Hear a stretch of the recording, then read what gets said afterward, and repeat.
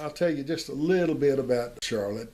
After the funeral of Patty, I got cards and condolences and from everybody, and I must have had 500 cards. And I'd go through maybe 25 or 30 a night, and they all say the same thing. You know, I'm sorry for, offer our condolences, yeah, and all this kind of stuff. And I got this card one night and says, I lost a husband, and said, if you ever want to just talk sometime, said, I'll be glad to talk with you. So I picked up the phone one time and I called this lady, and she lived over on Garden Avenue, and I drove over there, and she came out, and a little dark complected, black haired, really attractive young woman. Well, that was Charlotte, and so we started seeing each other. Funny thing is that she lived in the same house that Herald Jellicorse and his wife and their son John lived in. That was a coincidence if there was one. Pam lives there in that house now. But I know you kids had a little problem with me dating and everything, and that I didn't mourn enough about Patty.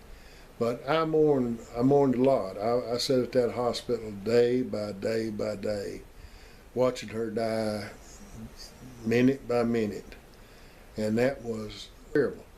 That was terrible. That was something y'all did not go through that I did go through. I'd been married for 37 years to Patty, and I felt lonely without somebody. Anyway, after a while, I thought I'd take Charlotte down to the farm and introduce her to Mom and Daddy, and so they met her. And after that, I called Mama back and I said, well, Mama, what do you think about Charlotte? And Mama said, well, I just don't think this is going to work. And I said, well, why do you think it's not going to work? I said, well, she's a Negro.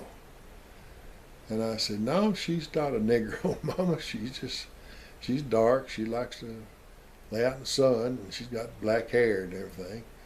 Mama says, I know a Negro when I see one. She's a Negro. So anyway, we went through that. Of course, then we ended up, got married over at Monarch Court. And remember the day we got married, it was a really wild day. You know, that was the first and only wedding that priest had ever done and have done outside the church.